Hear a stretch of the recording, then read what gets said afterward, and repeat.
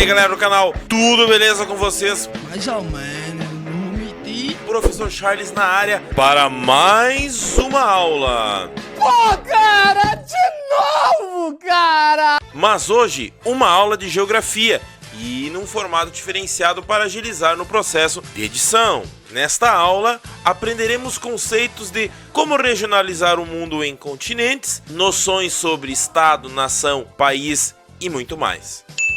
Mas antes de eu continuar, deixe eu mendigar um pouquinho. E aí, você já se inscreveu no canal? Bora se inscrever? Não! Certeza? Eu não quero! Cara, eu sou um merda mesmo. É. Palma, palma, não priemos cânico. Eu entendi a referência. Sem problemas, mas para quem quiser ajudar o canal, se inscreva e juntos faremos ele voltar a crescer novamente. E não se esqueça de ativar a sinaletinha para receber as notificações de quando tem vídeo novo. E se caso tenha gostado da aula, não esqueça de deixar o like. E como o nosso querido e adorado YouTube não ajuda ninguém, Porra de YouTube. siga nas redes sociais para ficar por dentro de sempre que tem vídeo novo. E agora contamos com um perfil no Instagram dedicado na divulgação de material histórico, memes, vídeos Sabia não? do Deu a Louca na História que a gente não consegue colocar em lugar nenhum. No Instagram eu tô conseguindo colocar algum material lá, então se você gosta desse tipo de material, quer ficar por dentro de quando tem vídeo novo, quer interagir mais conosco, siga nas redes sociais que apareceram na tela e que estarão também na descrição do vídeo. Ok. Sem mais embromation, bora pro vídeo! Ainda bem. Então, pessoal, quando eu falei pra vocês que teríamos um formato diferenciado, é esse aí. Então, pra facilitar pra mim na hora de editar o vídeo, nós vamos assistir a aula desta forma. Eu vou apresentar a aula pra vocês desta forma, assim como seria uma aula online ao vivo, tá? Então, as aulas de história que eu gravei do 6º e do 8º ano, elas demoram muito tempo para ser editadas. Eu levo mais ou menos aí para cada minuto 1 hora em média. E juntando os vídeos lá, a gente tem aí aulas que levaram mais de 25 horas para ser editada. Então, para facilitar para mim, para agilizar o processo de criação, para termos mais vídeos em menos tempo, todos os vídeos de geografia serão assim. Os de história eu vou tentar continuar fazendo nesse formato que eu estava fazendo anteriormente. Então, o nosso conteúdo é o espaço mundial, diversidade e regionalização. Num primeiro momento, nós vamos falar aí sobre os continentes e os oceanos do nosso grande planeta Terra. Então, o que é um continente? Não sei. É uma grande extensão de terra imersa, ou seja, terras não cobertas pela água e limitadas pelas águas dos oceanos e dos mares. Qual que é a diferença de um continente para uma ilha? Porque uma ilha também é uma área cercada por água. A diferença é o tamanho. A maior ilha que nós temos em nosso planeta é a Groenlândia, que está aparecendo aqui no mapinha que fica aqui na América, mais precisamente na América do Norte. Então, como ela é a maior ilha, tudo que é menor que ela, vamos chamar de ilha. E o que é maior que a Groenlândia se chama de continente. Então essa é a diferença, é o tamanho. Então a diferença de um continente e de uma ilha é o tamanho. E a referência que é usada é a Groenlândia. É verdade. Agora, para dividirmos o nosso planeta relacionado falando em números de continentes, né? Nós temos 2 critérios. O primeiro critério é o geográfico geológico. Segundo ele, nós vamos ter somente 4 continentes: a América, a Europa, a África e a Ásia, que a gente vai chamar de continente euro-afroasiático, a Oceania e a Antártida. Só esses 4. Vocês podem pensar, como assim continente euro-afroasiático? Não existia nenhuma separação entre eles. Então, geologicamente falando, não existe uma separação deles, tá? Eu não sabia. Porém, todavia, contudo, entretanto, em meados do século XIX vai haver uma separação entre eles. A gente já vai falar sobre isso. Então aqui, ó, continente euro-afroasiático, entre a Europa e a Ásia existe uma formação montanhosa chamada de Montes Urais, que é usado para separar os dois continentes. E entre a África e a Ásia, até metade do século XIX, existia uma separação também aqui, que é o Istmo no Egito, que ligava, obviamente, o Egito e a Ásia. Porém, esse Istmo foi cortado em 1859 e 1869. Faz tempo. Que foi o período de criação do canal de Suez, que levou então aí 10 anos para ser construído, que é uma forma de ligar o mar Mediterrâneo com o mar Vermelho, uma forma de facilitar o contato entre europeus e asiáticos por mar. Uma viagem antes da construção do canal de Suez levava muito tempo. Essa viagem foi encurtada aí em 7.000 quilômetros. Antes você teria que dar a volta no continente africano. Com a criação do canal de Suez, não precisaria mais. Istmo, o que é? Não sei. É uma estreita faixa de terra, claro, aqui é bem estreita essa faixa de terra, mas ligando a dois continentes ou um continente e uma ilha. Aqui no exemplo nós temos uma ilha sendo ligada ao resto do continente por uma estreita faixa de terra. Isso a gente chama de istmo. O canal de Suez eu tentei achar, mas não encontrei o valor cobrado dos navios, das embarcações para cruzar por ele. Eu achei somente o faturamento, que entre os anos de 2017 e 2018 ele vai ser aí de 5 bilhões e 585 milhões de dólares. Porra! Tudo isso? Mas não consegui achar quanto que cada embarcação paga, qual que é a tarifa, qual que é a taxa. Então, até a ampliação desse canal de Suez, que foi feito em 2015, passavam 47 embarcações por dia. Depois da ampliação, esse número passou para 97 navios dia e por ano são mais de 15 mil navios. A viagem pode durar em torno de 11 a 16 horas, dependendo do tipo de embarcação, do tamanho dela. São 193 quilômetros de comprimento, 24 metros de profundidade e 250 metros de largura. As embarcações que são permitidas, o tamanho máximo para navegar no canal de Suez, são de 366 metros de comprimento, 50 metros de largura por 20 de altura. Outra curiosidade sobre o canal de Suez é que por ele passam 10% da economia .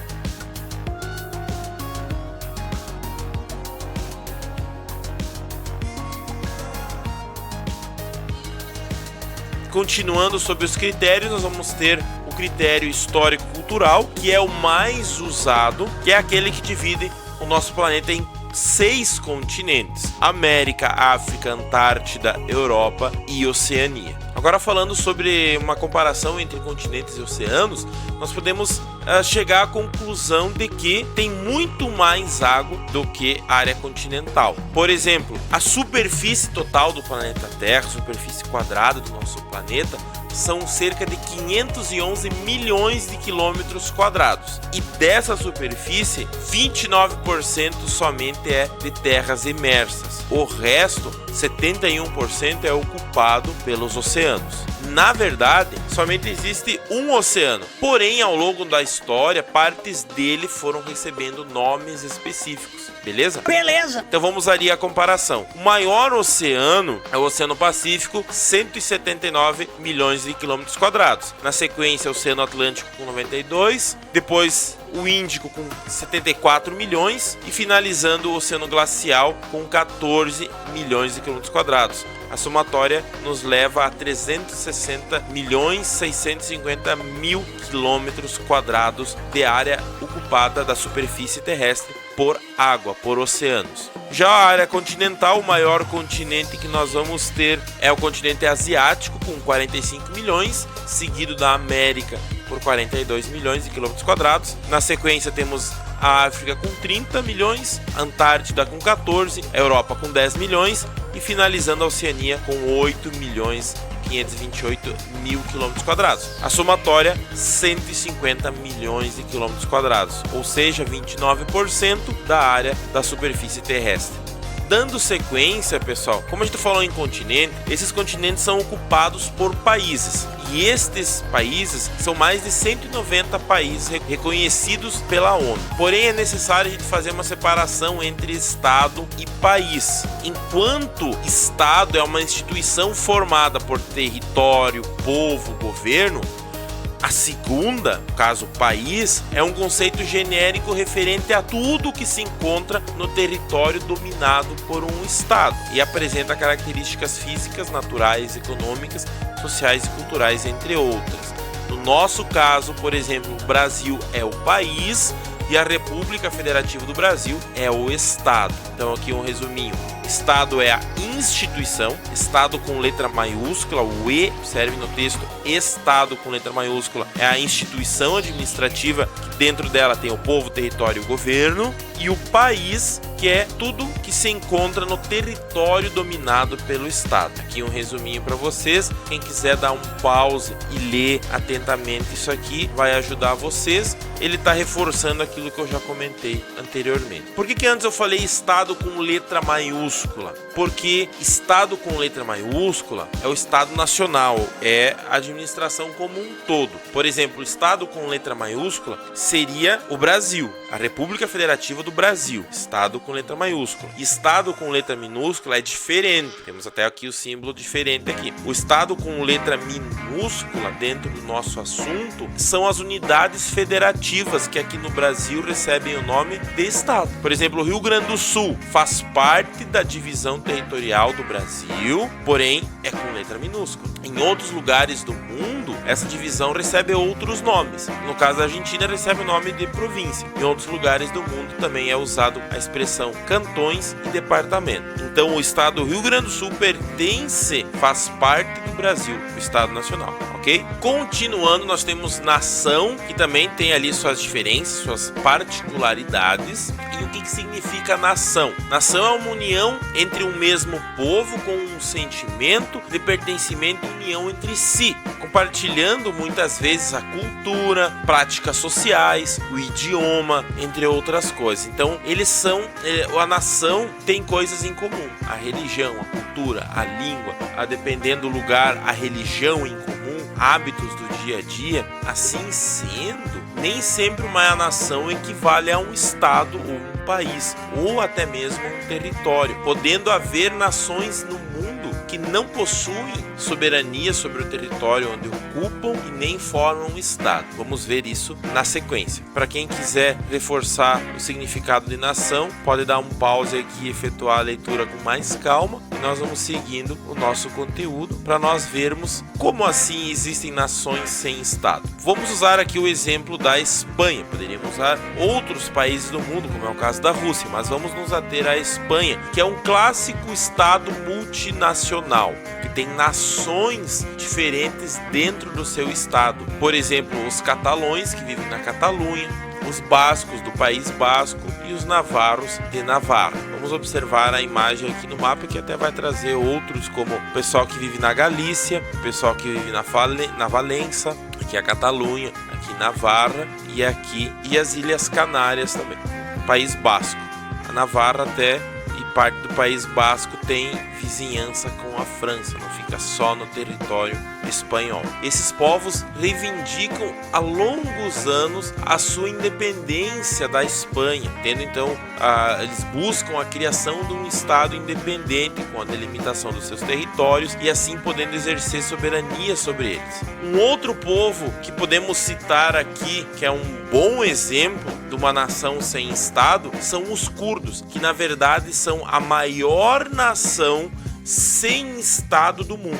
Eles têm sua cultura em comum, eles têm a sua fé, eles têm a sua língua, o seu sistema de vida, porém eles não têm um estado para chamar de seu, um território para exercer uma soberania, controle sobre ele. E o país em questão seria o Kurdistão. Então aqui nós temos a área ocupada pelos curdos. Então cerca de 30 milhões de curdos ocupam uma área chamada de Kurdistão de 500 mil quilômetros quadrados. Só que o problema do Kurdistão é que ele não está presente dentro de um país só. Ele está ocupando áreas da Armênia, da Turquia, da Síria, do Iraque, do Irã. Então, para eles conseguir a independência é muito mais difícil. E por que dificilmente esses países dão a independência para as nações que estão ocupando seus territórios? Por vários fatores. O mais simples deles é a questão dos impostos. A arrecadação tributária diminuiria se esse número de pessoas saísse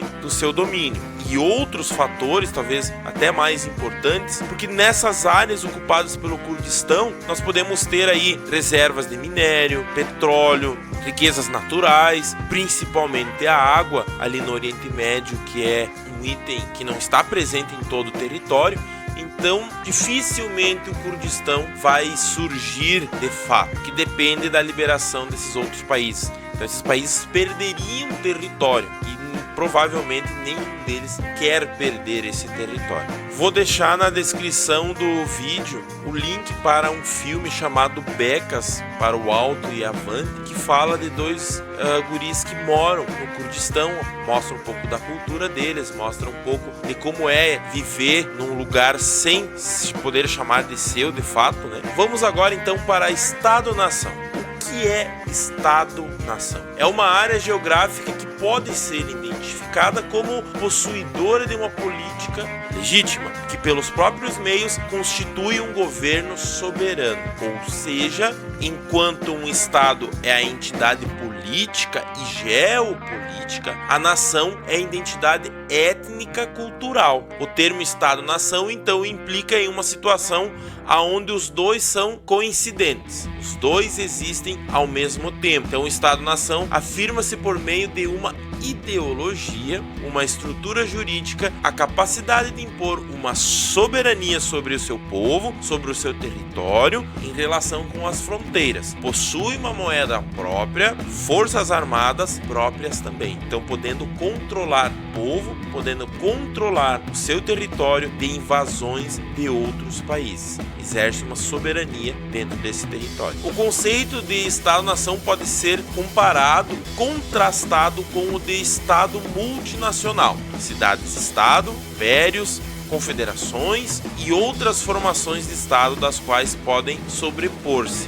Ao longo da história existiram Estados-nações em diferentes épocas e lugares do mundo e atualmente representam a forma dominante de organização geopolítica mundial.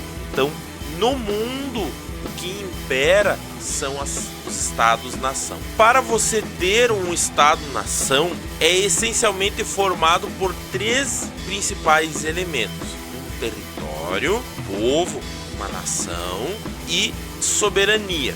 Existe soberania sobre o seu território, sobre o seu povo. Então vamos entender aqui como é que funciona um pouquinho. Olha aqui, nós temos um povo, mais uma cultura, mais um território que eles ocupam. Nós vamos ter uma nação, uma identidade nacional formada por povo e cultura. E o território é a área onde essas pessoas ocupam. A nação seria a identidade nacional de um país. Então, uma nação mais governo que constitui leis próprias, nós vamos ter um Estado-nação. Então, o Estado-nação é aquele que tem o seu povo, tem a sua nação, no caso, tem o seu território, tem uma forma de governo, tem as suas leis. Então, nós vamos ter um Estado-nação. Dentro do Estado-nação, o país representa o aspecto físico e o Estado representa o aspecto político, a parte administrativa. Território, pessoal, território é a parte ocupada então pelo país, pelas pessoas que vivem naquele território,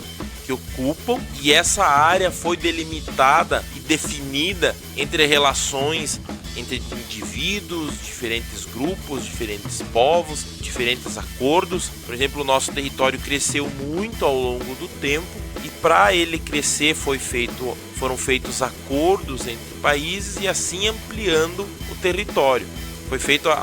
Foram assinados acordos dizendo que o território do Brasil seria ampliado e os países, para ceder mais território para o Brasil, ganharam algo em troca. No caso, por exemplo, do Tratado de Tordesilhas, a gente ganharia territórios e a Espanha ganharia a colônia de Sacramento. No final, o Tratado de Tordesilhas não deu certo e depois veio de Santo Ildefonso, que foi bem parecido com o Tratado de Tordesilhas, porém tirava de lado os 7 povos das missões.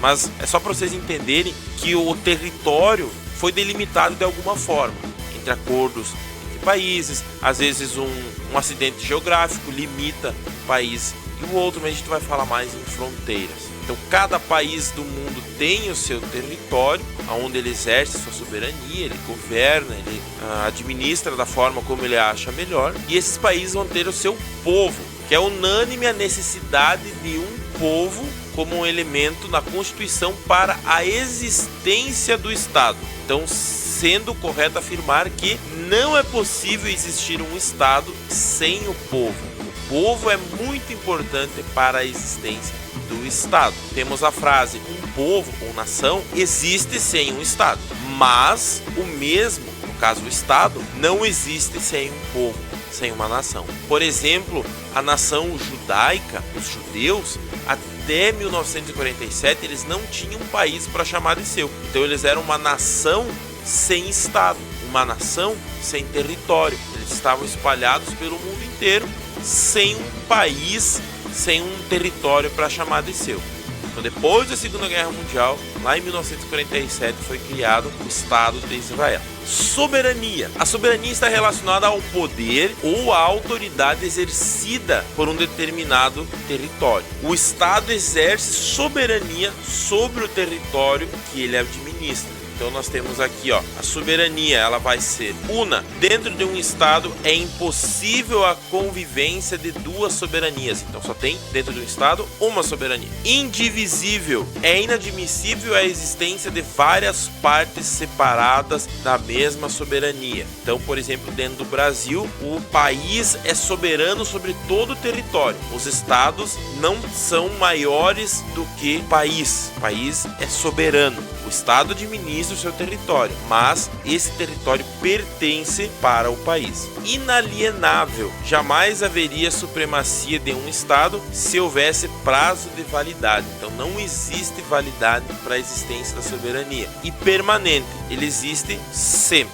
Então nós vamos ter aqui uma outra divisão, que é a soberania interna e a soberania externa. Como eu já falei antes, a soberania interna diz que dentro do nosso país quem manda é o Estado, o governo federal. Ele é soberano sobre todo o território. Soberania externa, que nenhum outro país pode vir no nosso território querer invadir ou querer fazer qualquer coisa do gênero sem a nossa autorização. Um país só pode entrar no nosso território autorizado por nós, pelo governo. A mesma coisa nós invadir um outro país sem autorização deles. Não podem, por exemplo, pegar o nosso exército e entrar na Argentina sem autorização deles. Sem autorização seria uma invasão, poderia ocasionar uma guerra.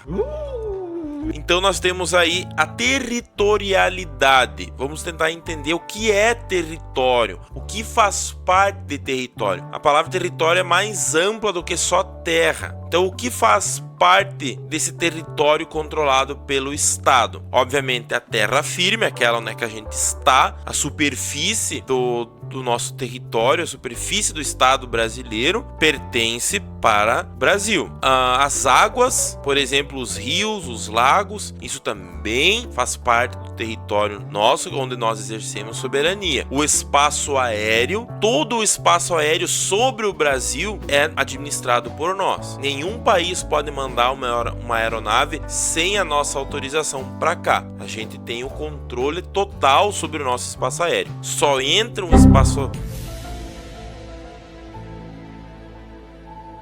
Cadê seus estudos? Você é maluco, é? Mais ou menos. Eu tenho um probleminha. Que viagem é essa? Ai, de medo.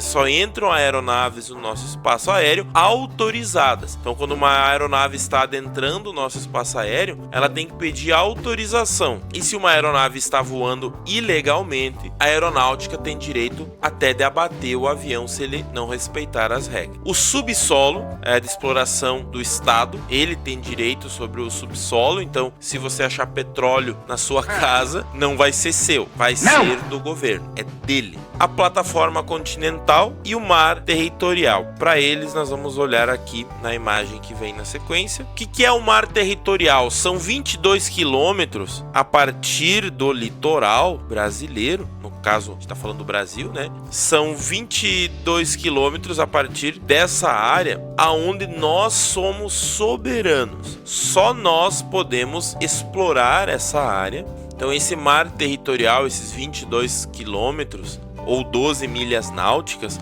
fazem parte do território brasileiro.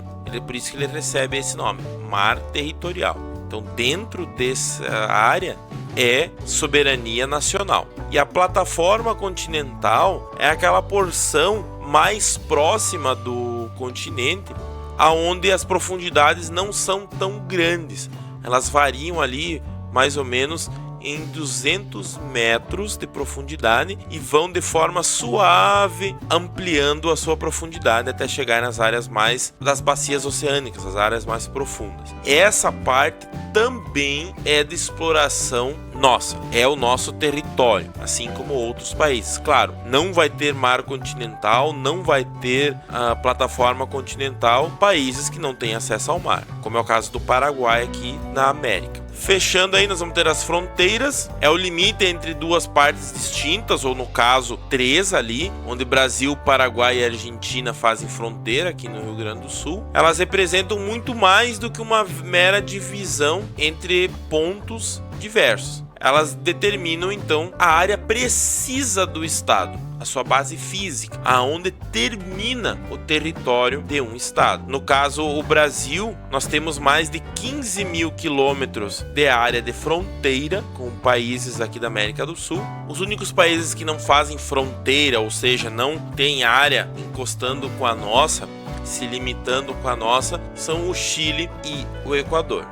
O Equador aqui em cima e o Chile aqui do lado. E outro detalhe, outra curiosidade, o Brasil possui mais de 7 mil quilômetros de área banhada pelo Oceano Atlântico. Aqui falando mais um pouco da questão do mar territorial, que a gente já falou antes. Também temos a Zona Econômica Exclusiva, que é uma área de 200 milhas náuticas ou cerca de 370 quilômetros, que é uma área exclusiva de exploração nossa. Então é só nós podemos explorar essa grande faixa azul aqui. São áreas que a gente pode estar explorando, onde outros países não podem vir extrair riquezas naturais, não podem vir explorar petróleo, não podem vir pescar, é só nós. Fechando aqui, nós vamos ter também fronteiras em litígio, que significa fronteiras até hoje, onde até hoje não há um acordo entre países, como é o caso do exemplo aqui de Israel e Palestina, que a Palestina não aceita a limitação territorial que foi imposta a ela depois da criação do Estado de Israel. Nós vamos ter aqui na América do Sul, Venezuela e Suriname brigando por territórios com a Guiana Francesa. Então são áreas onde hoje não existe um acordo, não existe um tratado limitando os territórios. Então existem três tipos de fronteira, que são as efetivas, são aquelas que são reconhecidas internacionalmente por acordos, né? Por um exemplo, Brasil e Argentina. Em litígio é aquilo que a gente falou recém, onde até hoje não foi feito um acordo sobre os limites territoriais, e as indefinidas, onde não foram nem demarcados os limites físicos, no caso do Iêmen, da Arábia Saudita. Então, pessoal, vamos finalizando aqui a nossa aula, um pouquinho diferente, não tão dinâmica como as de história, mas vocês têm que entender que isso demanda muito tempo e a gente não tem esse tempo sobrando. Então, para facilitar para mim, colaborar com vocês mais, então eu tô fazendo esse sistema aí para ser mais rápido e dinâmico. Vocês podem ter observado que o professor tá com essas faixas, que isso não é estilo não, isso aqui é que o professor tá com os dois pulsos machucados, isso também atrapalha para editar, para montar as aulas. É verdade.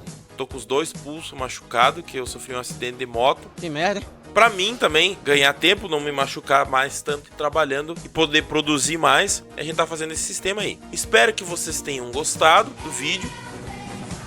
E se gostaram, não esqueçam de deixar um like, deixar num comentário uma sugestão, ou o que vocês acharam, algo assim. Se você não se inscreveu no início, ainda não é inscrito, peço que se inscreva, ative o sininho para receber as notificações e seguir nas redes sociais que estão aparecendo aqui na tela. E uma dessas redes sociais é o Instagram do canal, é um Instagram específico, não tem as minhas baboseiras lá, é só do canal. Vocês querem entrar lá, tem meme histórico, tem brincadeira, tem zoeira, tem vídeos do Deu a Louca na História. Eu espero que vocês tenham gostado, tenham aproveitado. Qualquer dúvida deixar nos comentários. E valeu, falou, até a próxima aula. Aquele abraço e tchau!